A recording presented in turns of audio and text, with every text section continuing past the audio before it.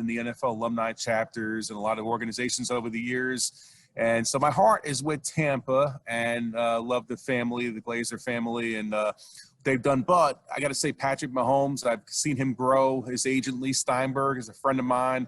I known Patrick for a very long time, so I want to see Patrick have a great game. Ooh. I'd like to see the Buccaneers. So if I had to make a prediction, I'm going to say 34-21. Ooh. That's going to be my prediction, but we'll see. You know, it's going to be a great game, and I think it might be a closer game than people even give it credit for. So I think it's going to be a shootout, and we'll see. Definitely not going to be a low-scoring game. I can tell you that. Yeah, I can tell you that for sure. Like it's interesting to me, like how Super Bowls are a lot of fun. Like I like the wings, I like the commercials, but I also like the spending time with people. Absolutely. I mean, this is going to be a great, even the NFL this season, I was asked earlier on an interview what they've been able to accomplish this season, and I think they far exceeded the NBA, Major League Baseball, with providing fans great quality entertainment. There's been very little there's been some COVID outbreaks, and the teams have handled it very well, and I think they put together – there's been a couple of exceptions during the season, but for the most part, they've done an A-plus job, and getting this far, I was worried a few months ago whether we'd even have a Super Bowl here this week. So the fact that they're having this, and of course, it's a little odd, seeing Radio Row as bare as it is today. I'll be honest. I go every year, and it's usually buzzing, and all the NFL stars and are here, and there's little of that. It's very a lot of the players are taking precautions. A lot of the alumni aren't here as they would be in ordinary years. But, we're all still here and having an event, whether it's going to be impacted by the pandemic or not, it's still going to be the same. And I think for people in the country to have a day to enjoy life as normal, right? Yeah. Sitting there at home Sunday, people can still turn on their TV sets and watch a great game. Yeah. In the NFL. Sorry for the Eagles. I know you're an Eagles fan, but did you play against get there the Eagles? A couple years ago? Did you play against the Eagles when you were playing in Tampa? Did you play against the Eagles? Oh, the Tampa Bay and Philadelphia rivalry was always, over the years. They had some great matchups over the years. They've always matched up very well, and there's been some classic games over the years. And as you know, Ben, I've talked to you about obviously Ron Jaworski, a former Eagles legend, as I call him. I mean, Jaws is one of those guys that has so many great stories over the years. And Tampa Bay, back in the day, he used to face off with a guy named Doug Williams, who was a former Buccaneers quarterback, who's now an executive with the Washington. I can't say their name now. It's the Washington football. Right? I can't say that word, politically incorrect. But, it is they had some great storied matches over the years, some storied games, and I think it's going to be a great game again on Sunday. Looking forward to it as a fan, and The last time the Tampa Bay Buccaneers were playing the Super Bowl, they actually beat the Eagles to go to the Super Bowl at the Vet. So that was back in 2003. Yeah, it was 2003. Yes, it was. And I was really little at the time, but they had Mike Tomlin on the team, and they beat the Oakland Raiders at the time. Yes, they did. Yes. Back when John Gruden, he was the coach of the Raiders, then went to the Buccaneers, and now he's back in Oakland again. It's he's come full circle over the years. Usually I see Coach Gruden walking around here. I don't see him so far. Been looking for him because he's always very opinionated and loud at the tables. You could always know when Coach Gruden's around. He's a great guy. I was fortunate. Live my dream was something that I'm always proud of. Wow, that's really cool. How do you feel about the NFL and everything that's been going on? Do you feel like they should have more inclusive stuff with people with autism and special needs that are happening today? Absolutely. As you know, Ben, my daughter Kelly has special needs. She has Asperger's, and and I was just talking the other day with our mutual friend Rachel Barcelona. Mm-hmm. I know Rachel's down here this week. She lives in Tampa, and she works with Culture City.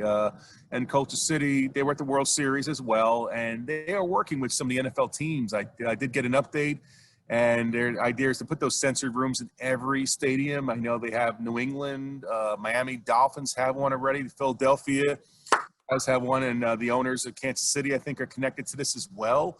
And I know Lee Steinberg, I can tell you himself, Lee Steinberg's the agent for Patrick Mahomes, and Lee has an autistic son. Really? Dedicated. He has his fundraiser virtually tonight.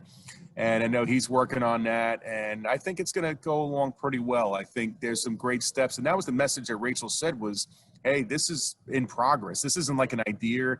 This idea is already in motion. So it's so great what you're doing, Ben, to promote that and push it. And, anytime I get a chance to see Commissioner Roger Goodell, I know he would support it too. I mean, he's been a great guy over the years, supported a lot of great events and charities, and I know the NFL is behind it. So let's keep it rolling.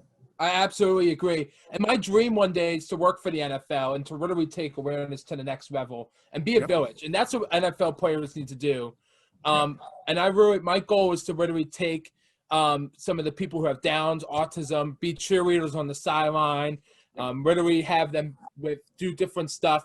Do you see like somebody with autism who wants to play for the NFL can play in the NFL? I could see that happening. Do you see that happening? Absolutely. I just did an interview with the Fight Network boxing, and I think it's an MMA related network. And they would just tell me a story about a young man that's 22, 23 that's trained to be a UFC fighter, and he has Asperger's, autism. And like, that is incredible because that shows that it doesn't matter what you have abilities beyond disability. Right. And it's nice to see my daughter, Kelly, is a cheerleader, and she doesn't cheerlead for a special needs team. She's on a regular team. That's so cool. Because in high school, go ahead. Yeah.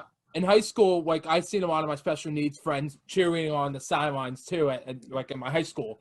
Like it's really cool how North Penn, like I go to a high school called North Penn, and they include some of the people who have like disabilities and people cheering on the sidelines. I have a couple of people that I know over there. So it's actually really cool. I always say it's great when they have special need kids involved. It's nice when they're part of a regular league. See, Kelly didn't want to be classified as, my daughter, Kelly, as a special needs cheerleader. She did a dream team, and they parade them out, and it's nice. Don't get me wrong. I think that's incredible when they have a team all come out.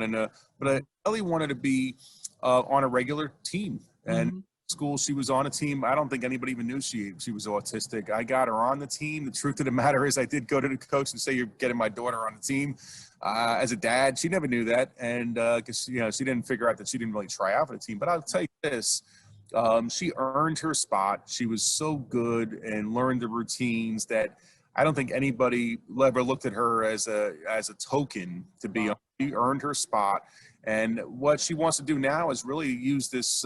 She's in competitive cheerleading, and she wants to, go to the world championship.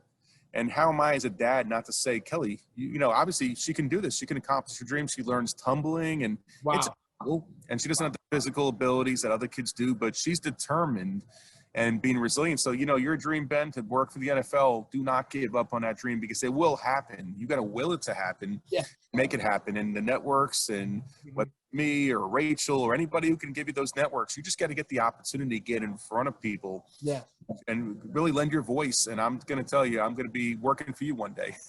Absolutely. Yeah. I would love to meet, I didn't know Patrick or Mahomes' agent has a son who has autism. Yeah, Lee Steinberg, his son comes every year. I see him at Radio Row every year. This is why it's unusual. Lee is not here.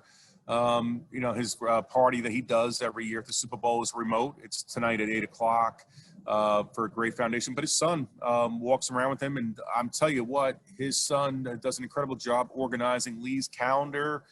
Just like today, doing interviews with literally every station I could find here.